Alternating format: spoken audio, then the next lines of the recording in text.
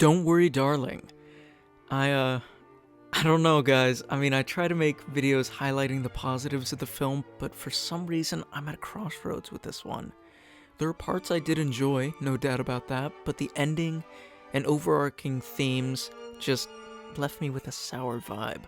Full spoilers ahead, Don't Worry Darling is about Florence Pugh's Alice, a housewife in this almost dystopian 50s world, where she cooks and cleans while her husband Jack, played by Harry Styles, goes to work at a mysterious factory they call Project Victory, with Chris Pine's villainous turn as Frank seeming to control everyone's thoughts and mannerisms. Alice starts to question the world she lives in, which leads to disdain from the community and a sacrifice of her sanity. Pretty interesting concept, right? Like, I thought so too. There's a lot to be interested in, especially since this is Olivia Wilde's sophomore feature. As someone who absolutely loved Booksmart, I can't stress how much I did love that film. I was definitely keen on checking out Don't Worry Darling. Something I can wholeheartedly praise is Flo's performance as Alice. As always, she portrays someone on the brink of insanity so well, and it makes me hopeful to see what other roles she does next. While I love Florence Pugh's performance, I can't say the same for the rest of the cast. Harry Styles sharing the screen with Florence Pugh just feels off to me. There's such a gap in talent and character believability that I never once felt compelled by their chemistry. It made Florence look like Daniel Day-Lewis standing next to Harry, who clearly has that feeling that he's phoning it in. It felt like she was holding his hand through the film, and that really sucks because I really wanted to like Harry Styles in this film.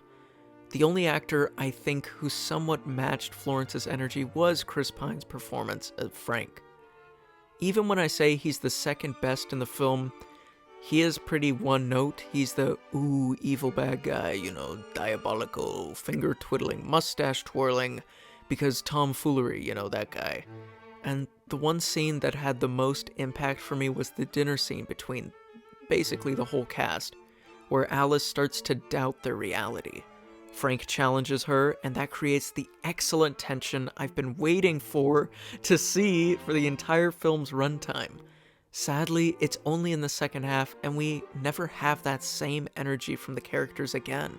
I hear a lot of people compare this to Black Swan or Get Out, and that makes sense. They're kind of the last really memorable psychological thrillers we've had in recent time. But Don't Worry Darling, in my opinion, resembles something of a Black Mirror episode we had all the way back in 2017. If you know, you know. I'm not going to spoil Black Mirror, this isn't the kind of video for that, but there is an episode that follows the plot of Don't Worry Darling almost entirely. The big twist to this film is when it's revealed to the audience that Florence Pugh is indeed in a simulation, a video game if you will, that her real-life husband, who is Harry Styles, has forced her into living. She's strapped to the bed and being spoon-fed food and water by him. She's in a world where everyone is essentially living out their fantasies of this LA noir, shindig kind of weird world. When the men leave the neighborhood for, victory, in reality, they just exit the game and go to work in the real world so that they can pay the bills of the real house and play the game. It's kind of a wild twist to communicate to the audience, and while I agree that it was done well enough for the average Joe to understand, we don't get much exploration beyond that. No character development of Frank or his wife. I feel like what we're left with is more questions than answers. Like, how did Frank and the doctor create this dystopian suburb? Why did they really... I mean, we know why. They did it for a reason to escape, right? A form of escapism. But what's their life like in the real world? And why did Frank's wife, Shelley, just casually murder him in the end of the film? That made no sense at all, especially since Alice knows everything about Project Victory now. They're probably getting arrested. Why would she... I don't know, man. That whole ending sequence just felt rushed.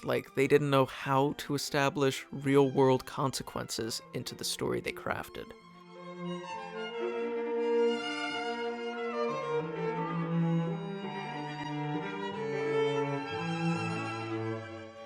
A theme this film does very well is the feeling of possession. The filmmakers explore this through the alienation Alice experiences from her community. If you've seen my video I made on the celebration, Festin, you know how much I love seeing alienation explored in film. It's one of the most effective ways for us to grow an attachment to our protagonist, and an excellent source of tension. And it begs the feeling of seeing them succeed. In Alice's situation, the feeling being escaping, of course, this world she's in. Maybe that's why I didn't enjoy the ending, because we saw her escape, but that's it, just like that. You know, it made me feel underwhelmed. Like, she breathes. That's it. I understand maybe the filmmakers wanted it to be open-ended and leave the audience guessing what she does next, but for me, it felt really off. It felt lazy. It felt like there were 10 minutes left that they just kind of cut because it didn't really flow well with the story. Back to a positive though, the setting of the simulation. Oh my god.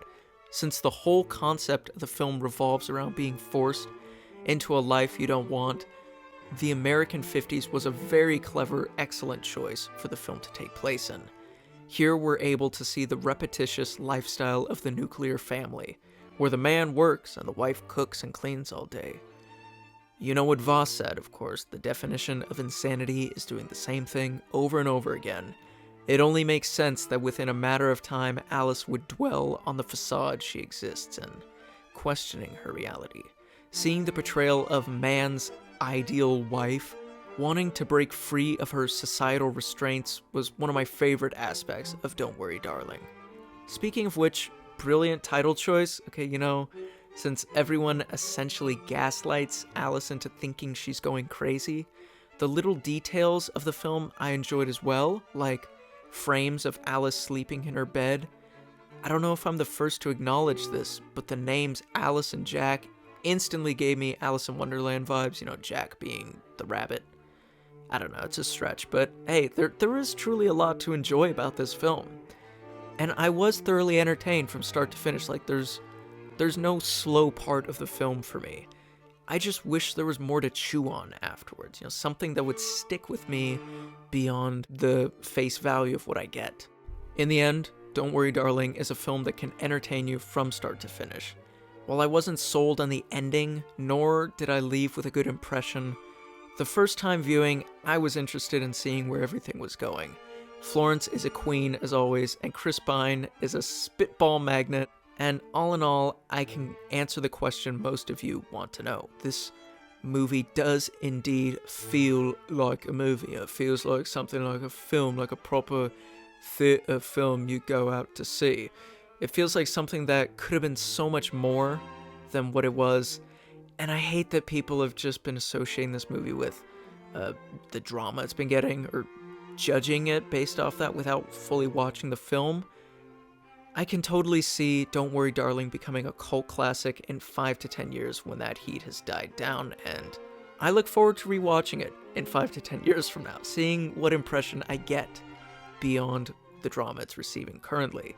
But hey, those are my thoughts. I just wanted to make this quick little video, and I want to hear your guys' thoughts down in the comments. Let me know what you thought about Don't Worry Darling. As always, have a good day, watch a good film. It's been Bill, guys. See you later. Oh my god, bro. Oh, hell